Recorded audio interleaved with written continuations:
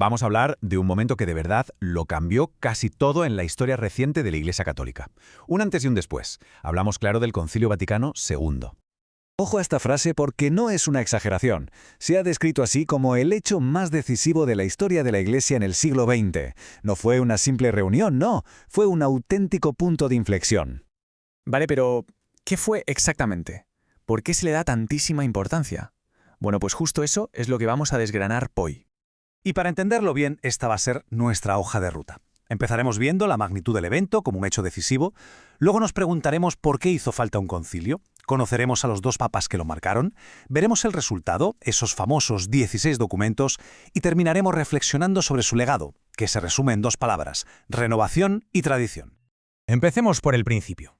Hay que hacerse una idea de la dimensión de lo que fue aquello. No hablamos de un pequeño sínodo, sino de algo a una escala global, de verdad sin precedentes.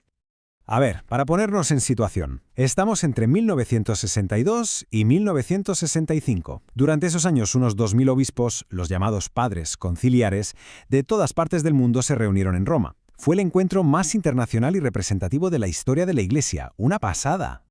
Muy bien, pasemos a la pregunta del millón. ¿Por qué? ¿Qué llevó a la Iglesia a meterse en un proceso tan enorme en mitad del siglo XX? Pues la respuesta cabe en una sola palabra italiana. Aggiornamiento. Esa es la palabra. Significa, literalmente, puesta al día. Y esa fue la idea que lo movió todo. Ojo, no se trataba de cambiar las verdades de la fe, sino de encontrar un lenguaje nuevo, una forma diferente de contar el mismo mensaje de siempre a un mundo que, seamos sinceros, había cambiado por completo. Y claro, esta idea de ponerse al día se tradujo en unos objetivos muy concretos. Se buscaba, sí, una renovación interna, pero también, y esto fue una novedad muy grande, adaptar las normas de la Iglesia y sobre todo dialogar. Dialogar con el mundo moderno y buscar puentes con otros cristianos. Era un gesto de apertura total. Un evento de este calibre, lógicamente, necesita un liderazgo muy claro. Y en este caso no fue uno, sino dos los papas que llevaron el timón, cada uno en un momento crucial.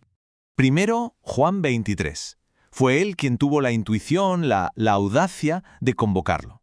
Se dice que quería abrir las ventanas de la iglesia para que entrara aire fresco.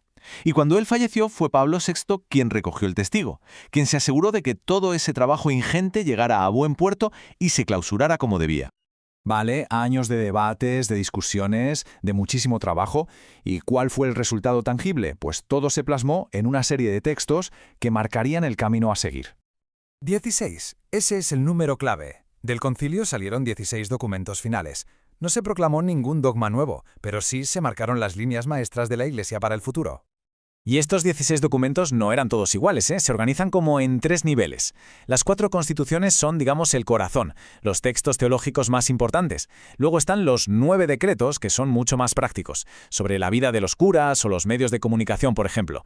Y finalmente, 3 declaraciones, que fijaron la postura sobre temas súper importantes como la libertad religiosa, algo que en su momento fue revolucionario. Y con esto llegamos al final, el legado. ¿Qué nos ha quedado de todo aquello? ¿Cómo se puede resumir la esencia de este concilio? Pues aquí está el quid de la cuestión. Fue un equilibrio perfecto. El concilio no pretendía hacer borrón y cuenta nueva, sino todo lo contrario, renovar la Iglesia partiendo de sus propias raíces. Era una apuesta al día, sí, pero sin perder de vista los 2000 años de tradición que la sostenían. ¿Y esto en qué se notó en la práctica? Pues en muchísimas cosas. Por ejemplo, en esa idea de la Iglesia como pueblo de Dios, que daba mucho más protagonismo a los laicos. O en la liturgia, que se volvió mucho más participativa. ¿Por qué las misas empezaron a ser en el idioma de cada país y no en latín? Pues por esto. Y por supuesto se abrió una nueva etapa de diálogo con otras religiones, algo impensable solo unas décadas antes. Y terminamos aquí con esta pregunta que en el fondo resume el gran reto y el gran legado del Concilio Vaticano II. Una pregunta que, fíjate, más de medio siglo después, sigue totalmente vigente y sigue marcando el camino de la Iglesia en nuestro mundo.